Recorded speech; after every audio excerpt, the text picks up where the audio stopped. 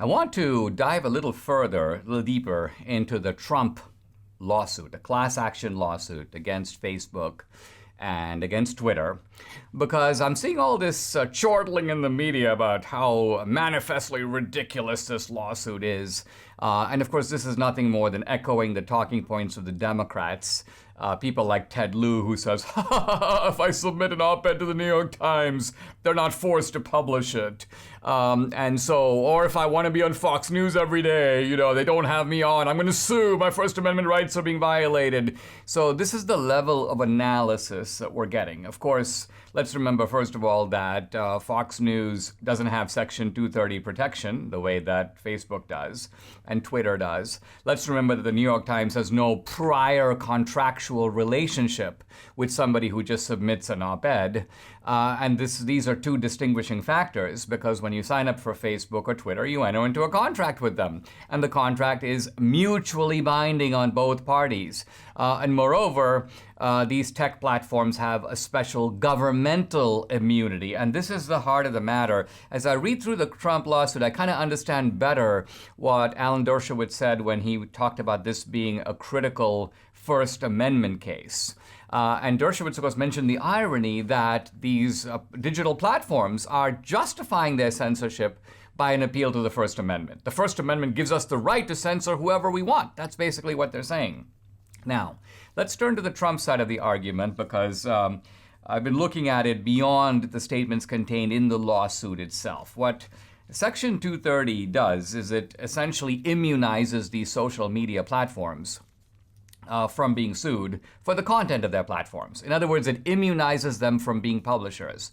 But the point being that their censorship is directly arising out of the fact that they do see themselves as publishers. That's what gives them the right to censor. That's what distinguishes, say, the New York Times and Facebook on the one side with, say, the phone company on the other. The phone company does not manipulate the content of what is said on the phone.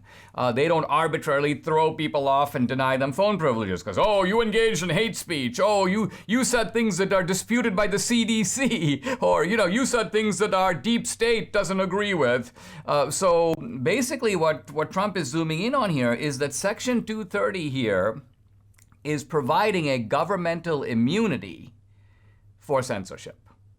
And this is the heart of the matter, because the argument, and it's only an argument, but it's, I think, a very strong one, is that, quote, Congress cannot lawfully induce, encourage, or promote private parties to do what is constitutionally forbidden for government itself to do. It's kind of like saying the government can't directly censor people. That is forbidden by the First Amendment. So how about we provide special protections to private platforms and they can do the censoring for us? Now, of course, this raises the question of whether or not government is pushing these private platforms to do censorship. And here, the Trump lawsuit has voluminous documentation. From Nancy Pelosi to Mark Warner to Senator Kamala Harris, who is, by the way, demanding that these platforms ban Trump, to Senator Blumenthal, Senator Mazie Hirono, and on it goes. So these Adam Schiff, these tech moguls show up before the Democratic Congress and they're berated.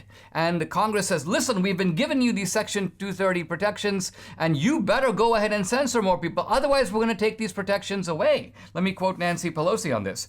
But I do think that for the privilege of 230, Section 230, there has to be a bigger sense of responsibility on it. And it's not out of the question that it could be removed. So in other words, if you don't do what we say, we're going to take away your protection. And now, the key point is, what is the legal precedent for government being forbidden to make private companies do something that is constitutionally forbidden for government itself to do? It turns out that there's a whole body of case law on this. Here is the Supreme Court in Norwood versus Harris in 1973. The government, quote, I'm now directly quoting, may not induce, encourage, or promote private persons to accomplish what it is constitutionally forbidden to accomplish.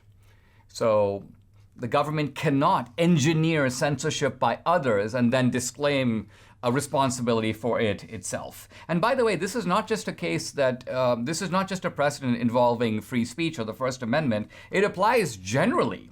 In 1956, Railway Employees Department versus Hansen, the Supreme Court said, look, let's say that there is an agreement between a union and an employer, and Congress passes a statute that immunizes this kind of agreement from any kind of liability under state law, then Congress, by providing this special protection to these types of agreements, is itself responsible for the action that these private parties are taking. In other words, if Congress is forbidden from doing it, Congress cannot engineer an agreement among private parties and then bless that agreement with government protection and government immunities. And then the government goes, well, because we're not doing it. That doesn't really work, says the Supreme Court. Another little tidbit in the Trump lawsuit I found very interesting is that as Trump begins to look into Facebook's justification, one of which is that, oh, by the way, we're removing posts that are false. Trump points out, quote, "The policy clarifies that what Facebook means by false is not actual or factual falsity, but rather whether the claim contradicts or challenges the pronouncements or recommendations of authorities." So here's what Facebook does. Whether it comes to something like the CDC guidelines, or whether it comes to whether or not the virus came from the Wuhan lab, Facebook doesn't know. They don't know where it came from. So what they say is, well, we're going to decide that what Peter Daszak says about this is authoritative, and anything that contradicts that guy, even though, by the way, that guy's been funding gain-of-function research, he has every interest, for example, in camouflaging the blame of the Wuhan lab and putting it onto a wet market. Nevertheless, Facebook goes, we trust Daszak. And so it's Daszak who decides what's true and false. Not because something is true or false in itself, but it's true or false on the say-so of certain people. And this is kind of Trump's point. When these private platforms are taking dictation from public authorities, whether it be Fauci or whether it be the CDC, they're not really private platforms making their own publishing judgments. It's as if the New York Times decided to publish press releases from the White House as their own stories and go, hey, yeah, listen, we're an independent platform. No, you're not an independent platform. You're taking dictation from the government. So all of this is a way of saying that Dershowitz is onto something here. This lawsuit has a lot of meat to it.